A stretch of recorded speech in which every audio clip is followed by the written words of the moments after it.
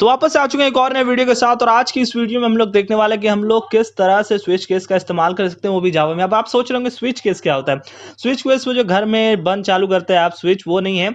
यहाँ पर ये एक इफ एल्स स्टेटमेंट के तरह ही काम करता है। यानी कि अगर आप कोई एक पर्टिकुलर वैल्यू देते हैं, उससे मेल खाता हुआ एक केस यानी कुछ कुछ कोड लिखा रहेगा, तो वही वही एग्जीक्यूट होगा। जैसे हमने देखा था इफ स्टेटमेंट में, इफ कंडीशन के अंदर कोई कंडीशन अगर ट्रू होता है तो उसके अंदर जितना भी कोड है वो एग्जीक्यूट होगा। तो यहाँ पर भी कुछ उसी तरह का रहता है। यहाँ पर केस रहता है, केस के अंदर आपको कोड लिखना पड़ता है। अगर केस से मैच खाता है, केस के जो वैल्यू है उससे अगर मैच खाता है यहाँ पर, तो यहाँ पर उसके अंदर का जितना भी कोड है वो एग्जीक्यूट होता है। तो चलिए देखते हैं यहाँ पर क्या है। हमने यहाँ पर सबसे पहले क्या कर लिया, इंपोर्ट कर लिया java.util.scanner, और यहाँ पर उसके बाद हमने क्लास बनाया है स्विच केस नाम से। और उसके बाद यहाँ पर आपका मेन मेथड है जिसके अंदर हमने अपना पूरा कोड यहाँ पर लिख दिया है। उसके बाद देखिए यहाँ पर scanner sc is equal to new scanner system dot in. यहाँ पर हमने क्या किया कि हमने स्कैनर क्लास का एक ऑब्जेक्ट बना लिया। अब स्कैनर क्लास का ऑब्जेक्ट अगर आपको नहीं समझ में आ रहा होगा, मैं आप लोगों को बाद में बताऊंगा कि ये ऑब्जेक्ट होता क्या चीज़ है। तो यहाँ पर हमने ये लिख दिया scanner sc is equal to new scanner, और यहाँ पर कैर लिखा है cs। अब cs में हम लोग क्या करेंगे कि cs में हम लोग एक वैल्यू स्टोर करेंगे। cs में हम लोग क्या बोलेंगे कि एक वैल्यू, यूजर को बोलेंगे कि मुझे एक वैल्यू दो। उस वैल्यू में से अगर मान लीजिए ए यहाँ पर यूजर इनपुट करता है तो ये वाला यहाँ पर एग्जीक्यूट होगा, अगर बी इनपुट करता है तो यहाँ पर ये एग्जीक्यूट होगा। तो कुछ इस तरह से यहाँ पर चलेगा। हम लोग यहाँ पर क्या लिख रहे हैं, system dot out dot println enter your choice. हम लोग चॉइस एंटर करने बोल रहे हैं कि आप कौन सा ब्लॉक ऑफ कोड यहाँ पर प्रिंट करवाना चाहते हैं या फिर रन करवाना चाहते हैं। उसके बाद हम लोग यहाँ पर लिख रहे हैं C S is equal to S C dot next dot char at zero. यहाँ पर हम लोग जो कैरेक्टर में जैसे इनपुट ले आया था वही हमने यहाँ पर स्टेटमेंट लिख दिया है। उसके बाद यहाँ पर देखिए क्या है, ये वाला चीज आपको बहुत ही ध्यान से देखना पड़ेगा। यहाँ पर लिखा स्विच, आपको सबसे पहले क्या करना है कि स्विच लिखना है। स्विच के बाद आपको पैरेंथेसिस के अंदर वो वेरिएबल देना है, वो वेरिएबल देना है जिसका वैल्यू आप वेरी करवाना चाहते हैं। जैसे कि यहाँ पर CS है, CS में हम लोग इनपुट ले रहे हैं, CS पे हम लोग एक कैरेक्टर इनपुट ले रहे हैं और उसी हिसाब से हम लोग चाहते हैं कि केसेस जो है वो एग्जीक्यूट हो। तो यहाँ पर आपको उसी वेरिएबल का नाम देना है जिसका आप केसेस एग्जीक्यूट करवाना चाहते हैं, जिसके हिसाब से अपने केसेस को बनाया है। तो यहाँ पर देखिए, यहाँ पर CS कुछ इस तरह से हमने लिखा। अगर आप यहाँ पर C लिखते हैं सिर्फ, तो यहाँ पर सिर्फ C लिखते हैं। फिर उसके बाद आपको कर्ली ब्रेसेस को स्टार्ट करना है। कर्ली ब्रेस के अंदर आपको कुछ इस तरह से लिखना है। सबसे पहले लिखना है आपको केस। आपको ये केस बना रहे हैं, यानी कि यहाँ पर आप कुछ ऐसा कोड लिखने वाले हैं जो कि अगर ए, जैसे CS का वैल्यू अगर यहाँ पर A के बराबर होगा तो इसके अंदर जो जितना भी कोड है, यहाँ पर मैं 10 लाइन अगर और भी लिख दूं कुछ इस तरह से, यहाँ पर कुछ इस तरह से मैं अगर यहाँ पर और भी लिख दूं, तो यहाँ पर केस का यानी कि CS का वैल्यू अगर A के बराबर होता है तो यहाँ पर ये जितना भी कोड है, यहाँ तक जितना भी कोड है वो एग्जीक्यूट हो जाएगा। अगर मान लीजिए CS में जो कैरेक्टर इनपुट हुआ है वो B के बराबर है, वो अगर B के बराबर है तो यहाँ पर ये वाला स्टेटमेंट एग्जीक्यूट हो जाएगा। और उसके बाद मान लीजिए ऐसा होता है कि A और B दोनों के बराबर नहीं है, तो यहाँ पर ये वाला जो कोड है यहाँ पर एग्जीक्यूट हो जाएगा। यहाँ पर अब आप सोच रहे हो कि ये ब्रेक स्टेटमेंट क्या है। ब्रेक स्टेटमेंट का मतलब ये हुआ कि जब केस A, जैसे कि मान लीजिए यहाँ पर CS का वैल्यू अगर A होता है तो ये अंदर वाला कोड एग्जीक्यूट होगा। उसके बाद ब्रेक देने का मतलब ये होता है कि केस 1 को आपने अगर एग्जीक्यूट कर दिया, यानी कि कोई भी केस के वैल्यू से अगर मैच कर जाता तो उसको एग्जीक्यूट करो, और उसके बाद जितना भी कोड है, उसके बाद स्विच के अंदर ये जो कर्ली ब्रेस है इसके अंदर जितना भी कोड है उसको आप एग्जीक्यूट नहीं करना। जैसे कि मान लीजिए CS का वैल्यू A होता है, तो ये तीनों स्टेटमेंट यहाँ पर ये प्रिंट करा रहा हूं मैं, कैसे कैसे कैसे करके इस तरह से। तो यहाँ पर मैं इस तरह से कुछ प्रिंट करवा रहा हूं। उसके बाद यहाँ पर अगर मैं ब्रेक स्टेटमेंट दे रहा हूं तो इसका मतलब ये है कि केस B और डिफॉल्ट केस को यहाँ पर एग्जीक्यूट मत करो। अगर मैं यहाँ पर CS के वैल्यू को B दूंगा तो यहाँ पर ये जो केस A वाला है यहाँ पर ये कुछ भी एग्जीक्यूट नहीं होगा। केस A के अंदर ये सब जो आ रहा है ब्रेक वेक, यहाँ पर कुछ भी एग्जीक्यूट नहीं होगा। केस का वैल्यू यहाँ पर अगर B है, CS का वैल्यू यहाँ पर अगर B है, तो ये system dot out dot println case B यहाँ पर कुछ इस तरह से प्रिंट होगा। और उसके बाद भी यहाँ पर ब्रेक दिया गया है ताकि यहाँ पर जो डिफॉल्ट इसके बाद जो दिया है वो एग्जीक्यूट ना हो।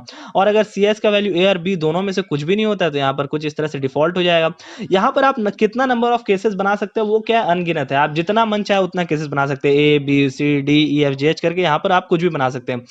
अब यहाँ पर आप सोच रहे हो कि यहाँ पर आप क्या क्या कोड लिख सकते हैं। यहाँ पर आप जो भी लिखना चाहे, इस केस के अंदर आप जो भी कोड लिखना चाहें, आप इनपुट लेना चाहते हैं, सम कराना चाहते हैं, ऐड कराना चाहते हैं, मल्टीप्लाई कराना चाहते हैं, वो जो भी करवाना चाहते हैं आप इसके अंदर लिख सकते हैं। जैसे कि मान लीजिए आप चाहते हैं कि अगर A रहे, कैरेक्टर का वैल्यू अगर A रहे, तो यहाँ पर आपका सम हो जाए, तो आपको इस कोलन के बाद यहाँ पर कुछ सम आपका जैसे इंट ए इंट बी, आप फिर उसके बाद इनपुट ले रही हैं, उसके बाद आपने सम कैलकुलेट किया, फिर प्रिंट करा दो, तो ये ब्रेक के पहले आपको लिखना है। तो चलिए इसको हम लोग रन करके देखते हैं यहाँ पर ये कैसा चल रहा है। तो हमने यहाँ पर कुछ रन बटन पर क्लिक कर दिया, एंटर योर चॉइस, यहाँ पर मैं ए डालता हूँ, तो यहाँ पर देखते हैं मुझे क्या देखने को मिल रहा है। यहाँ पर केस ए देखने को मिल रहा है। केस ए में क्या है, यहाँ पर केस ए में आपका, मैंने इसको अभी सेव नहीं किया इसलिए यहाँ पर ये देखिए एक ही स्टेटमेंट यहाँ पर प्रिंट हो रहा है। मैं काम करता हूँ कि एक ही रहने देता हूँ, मतलब एक ही प्रिंट जो स्टेटमेंट मैंने डाला था वो उसको रहने देता हूँ। तो यहाँ पर system dot out dot println case है, हमने केस डाला यानी कि सी एस के वैल्यू में क्या इनपुट गया, ए इनपुट गया, तो यहाँ पर system dot out dot println, यहाँ पर मैंने क्या करके रखा है, केस ए करके रखा है, तो यहाँ पर देखिए ये प्रिंट हो गया। उसके बाद मैं वापस से रन करता हूँ, एक सेकंड रुकिए, मैं वापस से एक बार रन करता हूँ। तो यहाँ पर देखिए रन हो गया। अब मैं बी डालता हूँ, तो यहाँ पर देखिए केस बी, यहाँ पर इसके अंदर क्या है केस बी, तो यहाँ पर ये एग्जीक्यूट हो गया। फिर उसके बाद मैं अगर रन करता हूँ, एक सेकेंड, यहाँ पर सेलेक्ट करने से क्या हो जा रहा है कि एरर दिखाने लग जा रहा है। तो यहाँ पर मैंने वापस से रन किया, enter your choice, enter your choice में मान लीजिए मैं कुछ के डाल देता हूँ, तो यहाँ पर के लिए कोई केस है ही नहीं, तो यहाँ पर देखिए डिफॉल्ट मैसेज मैंने यहाँ पर लिख कर दिया है, तो यहाँ पर वही प्रिंट हो गया। आप यहाँ पर कोई भी चीज़ डाल सकते हैं, यहाँ पर मैंने कैर वैल्यू दिया है, तो आप यहाँ पर एंड भी डाल सकते हैं, स्ट्रिंग भी डाल सकते हैं। आपको बस एक चीज़ यहाँ पर ध्यान रखना है कि यहाँ पर आप जिस डेटा टाइप का वैल्यू डाल रहे हैं, इस पैरेंथेसिस के अंदर आप जिस डेटा टाइप का जो वेरिएबल है या फिर वैल्यू है जो डाल रहे हैं, वही केस के बाद जो यहाँ पर कुछ इस तरह से लिख रहे हैं आप, वहां पर उसी डेटा टाइप का वैल्यू होना चाहिए। जैसे कि मान लीजिए मैं यहाँ पर कैर की जगह अगर इंट लिखूं, तो यहाँ पर मैं ए नहीं लिख सकता, एक इंट डेटा टाइप नहीं है, तो मुझे यहाँ पर 1 2 इस तरह से केसेस बनाना होगा। अगर मैं यहाँ पर स्ट्रिंग डालता हूँ, मान लीजिए कैर की जगह, इस वाले की जगह मैं यहाँ पर अगर स्ट्रिंग कर देता हूँ, तो स्ट्रिंग करने के बाद मुझे क्या होगा कि स्ट्रिंग में कुछ इस तरह से वैल्यू डालना होगा। जैसे मैंने लिखा CSD, यहाँ पर मैंने कुछ इस तरह से लिखा, तो यहाँ पर स्ट्रिंग वैल्यू आपको डालना होगा, तब उस हिसाब से ये केसेस एग्जीक्यूट होगा। और एक चीज़ आपको ध्यान रखना है ये कि ये डिफ़ॉल्ट के अंदर कोई भी केस नहीं रहता है, डिफ़ॉल्ट के अंदर आपको कोई भी वैल्यू नहीं डालना है। डिफ़ॉल्ट का मतलब क्या होगा कि अगर कुछ भी नहीं हुआ तो इसको यहाँ पर आपको एग्जीक्यूट कर देना है। अब मैं एक और चीज़ इंपॉर्टेंट बताता हूँ, जैसे कि मान लीजिए यहाँ पर ब्रेक स्टेटमेंट लिखा हुआ है। ब्रेक लिखने का मतलब अगर मैं यहाँ पर ब्रेक हटा दूँ तो क्या होगा, यहाँ पर इसको मैं एक काम करता हूँ, हटा देता हूँ, ब्रेक को मैं यहाँ पर हटा देता हूँ। मैंने यहाँ पर ब्रेक को कुछ इस तरह से हटा दिया। अब मैं इसको रन करता हूँ, तो यहाँ पर देखिए एंटर योर चॉइस दिखा रहा है, और मैं यहाँ पर ए को एग्जीक्यूट करता हूँ, तो यहाँ पर देखिए केस ए केस बी दोनों एग्जीक्यूट होगा, क्योंकि इसके बीच में कोई ब्रेक स्टेटमेंट था ही नहीं, ब्रेक कीवर्ड हमने डाला ही नहीं था। तो यहाँ पर क्या हुआ कि ये दोनों ही चीज़ यहाँ पर प्रिंट हो गया। फिर उसको ब्रेक मिल जाता है बी के बाद, बी के एग्जीक्यूशन के बाद ब्रेक मिल जाता है, इसलिए डिफॉल्ट वाला प्रिंट नहीं होता है। इसको मैं यहाँ पर इसको भी अगर हटा दूँ तो देखते हैं क्या होता है। इसको रन करते हैं हम लोग, तो यहाँ पर मैं ए डालता हूँ, और यहाँ पर देखिए केस ए केस बी और डिफ़ॉल्ट तीनों ही हो गया। अब मैं एक काम करता हूँ, वापस से रन करता हूँ, मैं यहाँ पर बी डालता हूँ, तो यहाँ पर देखिए केस बी और यहाँ पर डिफ़ॉल्ट। तो यहाँ पर हुआ क्या, यहाँ पर ये हुआ कि जिससे भी रन करना स्टार्ट हो रहा है, यहाँ पर ए हमने जब डाला तो ए को पूरा एग्जीक्यूट करने लगा, और उसके बीच में उसको ब्रेक स्टेटमेंट नहीं मिला। तो यहाँ पर हुआ क्या कि फिर बी वाला रन हुआ, फिर डिफ़ॉल्ट वाला रन हुआ। फिर हमने जब बी डाला तो यहाँ पर बी से रन करना स्टार्ट किया, बी के बाद कोई ब्रेक स्टेटमेंट नहीं मिला, तो यहाँ पर डिफ़ॉल्ट रन हो गया। तो यहाँ पर कुछ इस तरह से ये काम कर सकता है, करता है, कर सकता क्या है, करता है। यहाँ पर मैं ब्रेक्स को वापस ले आता हूँ, और आप यहाँ पर नेक्स्टेड स्विच केस भी बना सकते हैं। जैसे कि मान लीजिए आप इसके अंदर आप कोई स्विच केस बनाना चाहते हैं, तो मैं आपको यहाँ पर लिखना होगा स्विच। आप मान लीजिए केस ए के अंदर कोई केस बनाना चाहते हैं स्विच केस, तो यहाँ पर आपको वही लिखना पड़ेगा। यहाँ पर आप वेरिएबल का नाम इनपुट ले सकते हैं, अलग से वेरिएबल आप डाल सकते हैं स्विच के अंदर। और यहाँ पर मान लीजिए मैं केस ए लिखता हूँ, केस का वैल्यू अगर हुआ ए, एक काम करता हूँ मैं बी डालता हूँ, ऐसा तो होगा ही नहीं। अगर मान लीजिए केस का वैल्यू बी हुआ तो क्या करो, यहाँ पर प्रिंट करा दो यो प्रिंट करा दो, और नहीं तो डिफ़ॉल्ट हुआ। अगर डिफ़ॉल्ट यानी कि अगर उसके वैल्यू के बराबर नहीं हुआ तो क्या करो कि वहाँ प्रिंट करा दो सिस आउट, यहाँ पर प्रिंट करा दो कोडिंग इज ग्रेट। तो यहाँ पर कुछ इस तरह से प्रिंट करा दो। तो मैं काम करता हूँ कि अब देखता हूँ, यहाँ पर मैं यहाँ पर डालता हूँ चॉइस में ए, तो यहाँ पर देखिए यहाँ पर क्या हो रहा है कि यहाँ पर के से हो रहा है कोडिंग इज ग्रेट हो रहा है।